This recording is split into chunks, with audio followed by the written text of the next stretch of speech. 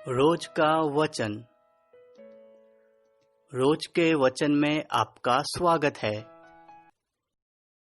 दिन 127। न्यायों की पुस्तक अध्याय 6। न्यायों की पुस्तक अध्याय 6। गिदोन का चरित्र। तब इस्राएलियों ने यहोवा की दृष्टि में बुरा किया, इसलिए यहोवा ने उन्हें मिद्यानियों के वश में 7 वर्ष कर रखा, और मिद्यानी इस्राएलियों पर प्रबल हो गए। मिद्यानियों के डर के मारे इस्राएलियों ने पहाड़ों के गहरे खड्डों और गुफाओं और किलों को अपने निवास बना लिए, और जब जब इस्राएली बीज बोते तब तब मिद्यानी और अमालेकी और पूर्वी लोग उनके विरुद्ध चढ़ाई करके अज्जा तक छावनी डालकर भूमि की उपज नाश कर डालते थे, और इस्राएलियों के लिए न तो कुछ भोजन वस्तु और न भेड़ बकरी और न गाय बैल और गधा छोड़ते थे, क्योंकि वे अपने पशुओं और डेरों को लिए हुए चढ़ाई करते और टिड्डियों के दल के समान बहुत आते थे, और उनके ऊंट की भी अनगिनत होते थे, और वे देश को उजाड़ने के लिए उसमें आया करते थे। और मिद्यानियों के कारण इस्राएली बड़ी दुर्दशा में पड़ गए। तब इस्राएलियों ने यहोवा की दोहाई दी। जब इस्राएलियों ने मिद्यानियों के कारण यहोवा की दोहाई दी, तब यहोवा ने इस्राएलियों के पास एक नबी को भेजा, जिसने उनसे कहा, इस्राएल का परमेश्वर यहोवा यो कहता है कि मैं तुमको मिस्र में से ले आया और दासत्व के घर से निकाल ले आया, और मैंने तुमको मिस्रियों के हाथ से, वरन जितने तुम पर अंधेर करते थे उन सबों के हाथ से छुड़ाया, और उनको तुम्हारे सामने से बरब्बस निकालकर उनका देश तुम्हें दे दिया। और मैंने तुमसे कहा कि मैं तुम्हारा परमेश्वर यहोवा हूं। एमोरी लोग जिनके देश में तुम रहते हो, उनके देवताओं का भय न मानना, परंतु तुमने मेरा कहना नहीं माना। फिर यहोवा का दूत आकर उस बांज वृक्ष के तले बैठ गया, जो ओपरा में अबीएजेर की योआश का था, और उसका पुत्र गिदोन एक दाखरस के कुंड में गेहूं इसलिए झाड़ रहा था कि उसे मिद्यानियों से छिपा रखे। उसको यहोवा के दूत ने दर्शन देकर कहा, हे शूरवीर सुरमा, यहोवा तेरे संग है। गिदोन ने उससे कहा, हे मेरे प्रभु, विनती सुन। यदि यहोवा हमारे संग होता तो हम पर यह सब विपत्ति क्यों पड़ती, और जितने आश्चर्य कर्मों का वर्णन हमारे पुरखा यह कहकर करते थे कि क्या यहोवा हमको मिस्र से छुड़ा नहीं लाया, वे कहाँ रहे? अब तो यहोवा ने हमको त्याग दिया और मिद्यानियों के हाथ कर दिया है। तब यहोवा ने उस पर दृष्टि करके कहा, अपनी इसी इच्छा शक्ति पर जा, और तू इस्राएलियों को मिद्यानियों के हाथ से छुड़ाएगा। क्या मैंने तुझे नहीं भेजा? उसने कहा, हे मेरे प्रभु, विनती सुन। मैं इस्राएल को क्यों कर छुड़ाऊं? देख, मेरा कुल मनुष्य में सबसे कंगाल है, फिर मैं अपने पिता के घराने में सबसे छोटा हूं।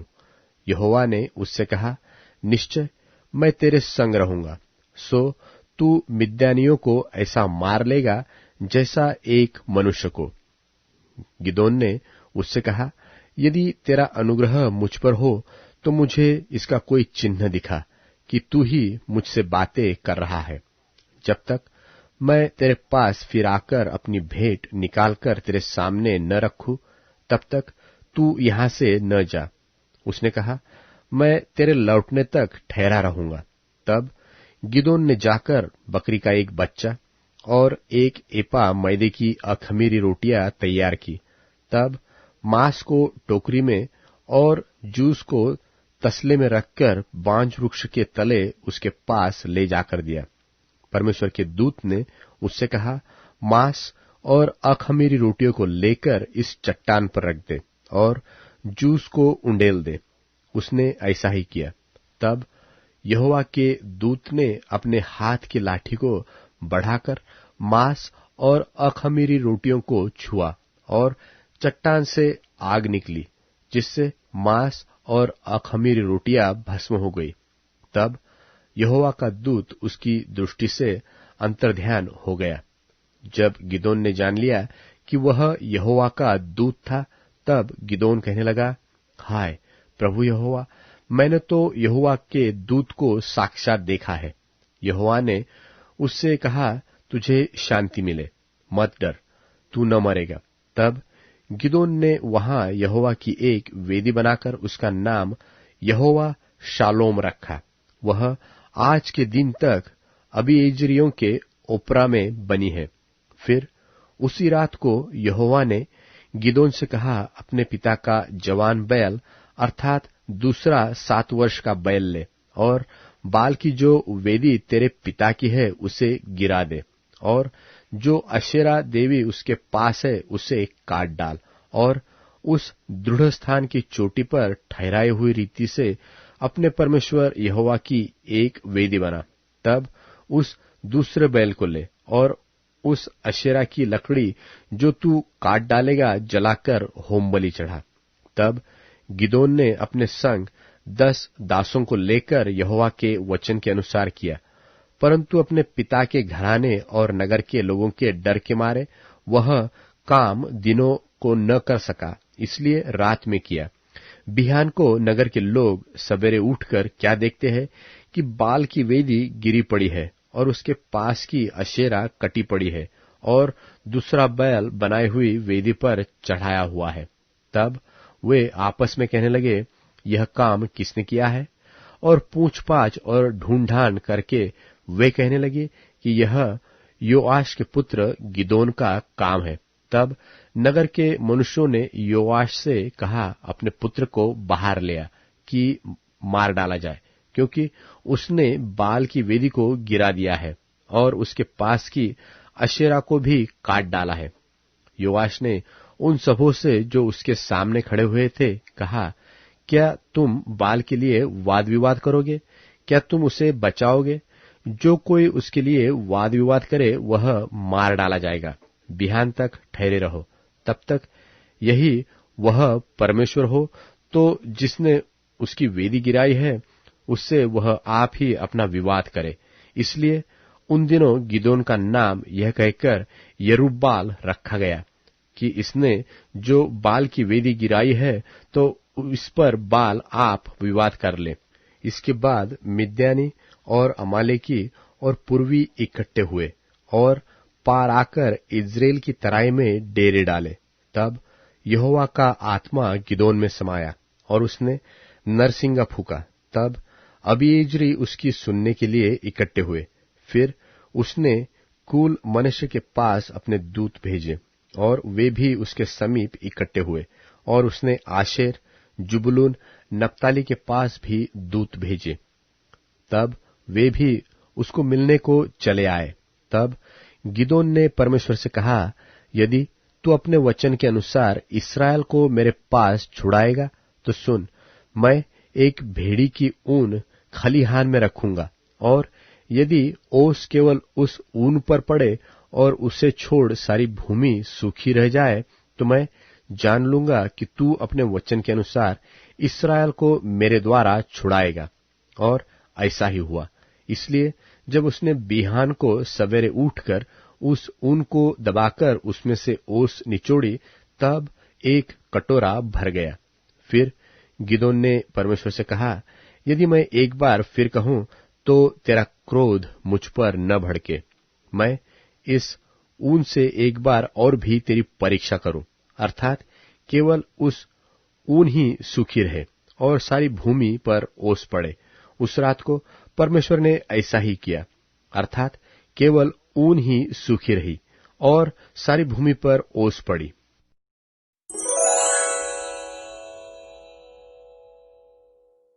न्यायों की पुस्तक अध्याय 7।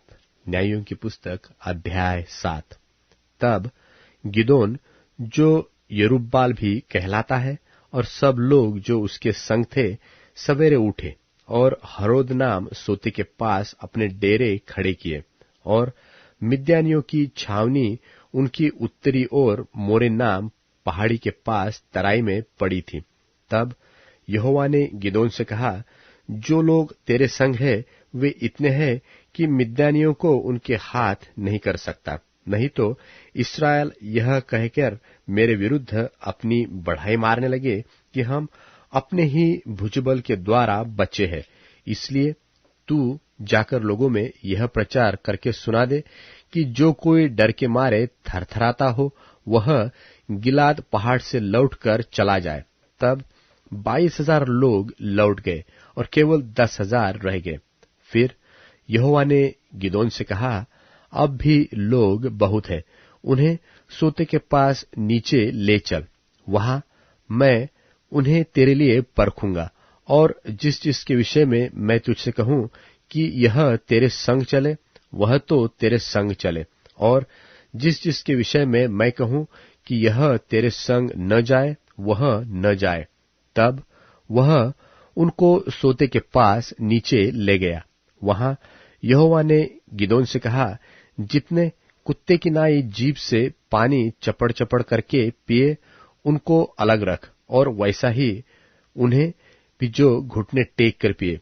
जिन्होंने मुंह में हाथ लगाकर चपड़ चपड़ करके पानी पिया उनकी तो गिनती 300 ठहरी, और बाकी सब लोगों ने घुटने टेक कर पानी पिया।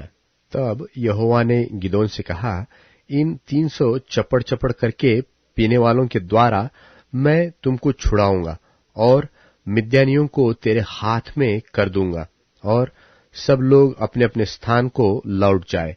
तब उन लोगों ने हाथ में सीधा और अपने अपने नरसिंगे लिए, और उसने इस्राएल के सब पुरुषों को अपने अपने डेरे की ओर भेज दिया, परंतु उन 300 पुरुषों को अपने पास रख छोड़ा, और मिद्यान की छावनी उसके नीचे तराई में पड़ी थी।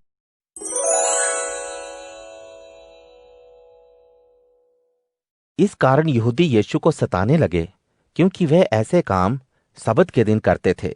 इस पर यीशु ने उनसे कहा, मेरे पिता अब तक काम करते हैं और मैं भी काम करता हूं। इस कारण यहूदी और भी अधिक उन्हें मार डालने की कोशिश करने लगे, क्योंकि वह न केवल सबत के दिन की विधि को तोड़ते, लेकिन परमेश्वर को अपना पिता कहकर अपने आप को परमेश्वर के समान ठहराते थे। इस पर यीशु ने उनसे कहा, मैं तुमसे सच सच कहता हूं, पुत्र स्वयं कुछ नहीं कर सकता, केवल वही जो पिता को करते देखता है। क्योंकि जिन जिन कामों को पिता करते हैं उन्हें पुत्र भी उसी तरह से करता है। क्योंकि पिताजी बेटे से प्रेम रखते हैं, और जो जो काम वो खुद करते हैं वो सब बेटे को दिखाते हैं। वो इनसे भी बड़े काम उसे दिखाएंगे, ताकि तुम अचंभा करो। क्योंकि जैसे पिता मरे हुओं को उठाते और जिलाते हैं, वैसे ही बेटा भी जिन्हें चाहता है उन्हें जिलाता है। पिता किसी का इंसाफ भी नहीं करते, परंतु इंसाफ करने का सब काम पिता ने पुत्र को सौंप दिया है, इसलिए कि सब लोग जैसे पिता का आदर करते हैं वैसे ही पुत्र का भी आदर करें। जो बेटे का आदर नहीं करता वो पिता का जिन्होंने बेटे को भेजा है आदर नहीं करता। मैं तुमसे सच सच कहता हूं कि जो मेरी शिक्षा सुनकर मेरे भेजने वाले परमेश्वर पर विश्वास करता है, अनंत जीवन उसका है। उस पर सजा का हुक्म नहीं होता, परंतु वो मौत के पार होकर जीवन में दाखिल हो चुका है। मैं तुमसे सच सच कहता हूं कि वो समय आता है और अब है जिसमें मुर्दे परमेश्वर के पुत्र का शब्द सुनेंगे, और जो सुनेंगे वे जिएंगे। क्योंकि जिस तरह से पिता अपने आप में जीवन रखते हैं, उसी तरह से उन्होंने बेटे को भी ये अधिकार दिया है कि अपने आप में जीवन रखे, वरन उन्हें इंसाफ करने का भी अधिकार दिया गया है, इसलिए कि वो ही मनुष्य का पुत्र भी है। इससे अचंभा मत करो, क्योंकि वो समय आता है कि जितने कब्रों में हैं पुत्र का शब्द सुनकर जी उठेंगे। जिन्होंने भलाई की है वे जीवन के पुनरुत्थान के लिए जी उठेंगे, और जिन्होंने बुराई की है वे दंड के पुनरुत्थान के लिए जी उठेंगे। मैं अपने आप से कुछ नहीं कर सकता। जैसा मैं सुनता हूं वैसा ही न्याय करता हूं। मेरा न्याय सच्चा है, क्योंकि मैं अपनी इच्छा नहीं लेकिन अपने भेजने वाले की इच्छा चाहता हूं।